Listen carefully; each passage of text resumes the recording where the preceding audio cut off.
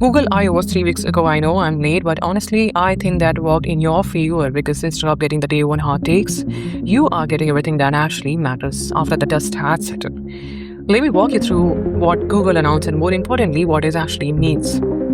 So, Google I/O happened on 19th and 20th May, and honestly, it was one of the most packed I/O events in recent memory. Google announced 100 things. I am not going to cover all 100. I am going to cover the 10 that actually mattered and explain why each one is more significant than the headline suggests. Let me walk you through this. So the first thing to understand is that Gemini 3.5 Flash is not just an incremental update, it is the model that Google is not co-optimizing with their entire agent platform. Meaning, every tool they announced at I/O is basically built on top of this model. The benchmark numbers are interesting. Terminal bench 2.1, 76.2%, GDP val AA is at 1656 ELO, MCP Atlas 83.6%. Those are strong numbers for a flash TM model. For context, this is a model designed for speed and cost efficiency, not raw intelligence. The fact that it is competitive with much heavier models on agentic benchmarks is the relevant signal here. The framing Google used was what used to take a developer's days. 3.5 Flash can now help complete in a fraction of time, at least less than half the cost of their other frontier models. It's available now across Antigravity, Gemini API, AI Studio, and Android Studio as well.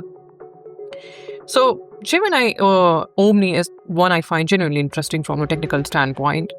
The idea is one model that takes any input and produces any output. Text, image, audio, video in any combination. They are starting with video outputs right now, but the roadmap is any output from any input. What makes this different from just a video generation model is the physics understanding.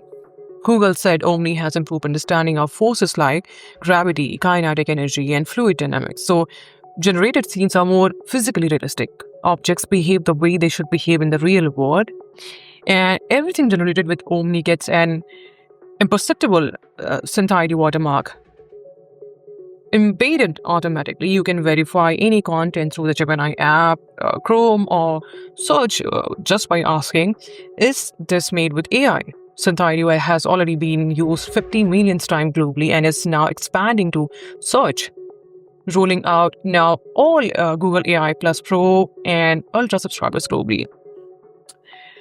Now, this one is most ambitious announcement at the whole event, and also the most early stage. Gemini Spark is a 24/7 personal AI agent that runs in the background on your phone or laptop. Even when the device is turned off, it takes action on your behalf. It monitors things for you. It checks in before taking major actions. The roadmap includes texting or emailing Sparks directly, creating custom sub-agents, authorizing payments with specified budget and merchant limits. Now, here's the honest take on this. Google said very clearly this is very early in this production journey. They are prioritizing safety, rolling out to trusted testers first, then Ultra subscribers in the US next week.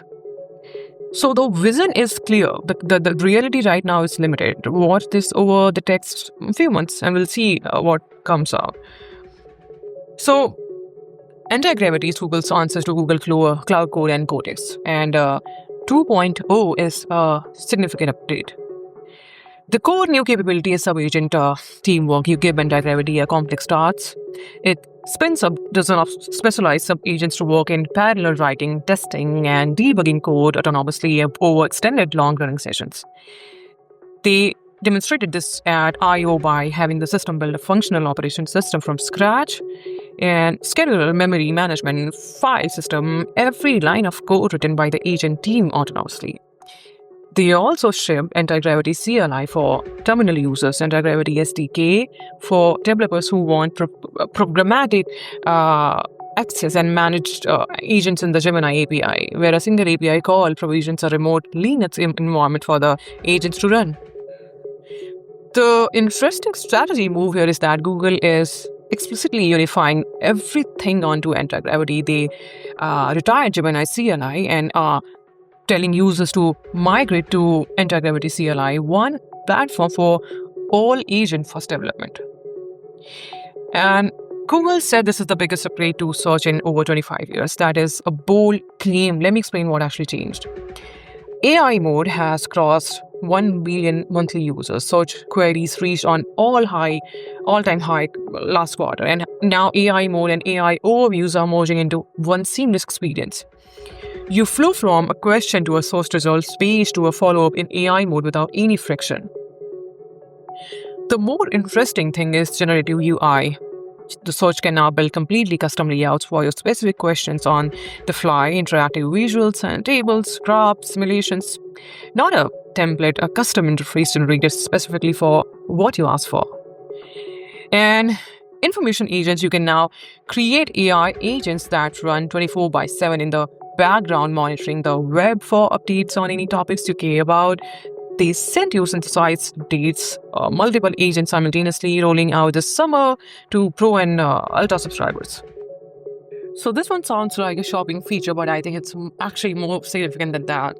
The Universal Cart is an intelligent shopping cart that works across search, Gemini, YouTube, and Gmail. You add something anywhere, it starts working for you in the background, finds price drops, tracks price history, alerts you when things come back in stock, flags product incompatibility proactively.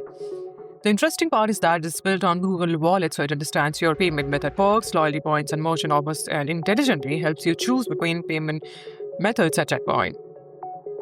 Google also announced Universal Commerce Protocol, a standard that lets you check out directly on Google or transfer items to the retailer site seamlessly. This is Google's play for owning the commerce layers of the internet, not just search and discovery, the actual transaction. This one got less attention than it deserved. Google launched 3 experimental science tools under Gemini for Science: hypothesis generation, a multi-agent system that simulates the scientific methods, runs an idea tournament to generate and debate hypotheses, and supports every claim with clickable citations. Computational discovery generates and scores thousands of code variation in parallel for scientific modeling. Fields like solar forecasting and literature insights were built with Notebook LM, such as scientific literature, and searches result into tables for side-by-side analysis. So the hardware finally made an appearance at I/O. 2 types of intelligent eyewear coming: audio glasses, spoken help in your ear, display glasses information overlaid on what you see. The first audio glasses are launching this fall in partnership with Gentle Monster, work by Parker at Samsung, compatible with both Android and iOS. This is Google's answer to Meta's Ray-Ban glasses, which have been surprisingly successful. The difference: Google is bringing Gemini intelligence into the frame, so the glasses are not just speakers with a camera, they are connected to the same agent infrastructure as everything else Google's announced at I/O. Google also launched a new $100 per month subscription tier called AI Ultra. What you see, 5x higher users limit than the Pro plan across Gemini app and Antigravity, 20 TB of cloud storage, early access to experimental features for first access to Gemini Spark. The Pro plan now also includes YouTube Premium Live with no extra charge, which adds $8.99 value monthly. The pricing strategy here is interesting. OpenAI's Pro plan is $200. Google is positioning Ultra as $100, which half the price, with arguably comparable or broader feature access given how deeply Gemini is integrated across all Google products. So, stepping back, what is Google actually saying with all of these? Sundar Pichai has been talking about being AI first for 10 years. What I/O 2026 shows is that AI first transformation of Google's actually products is now happening in real time, not in the research lab.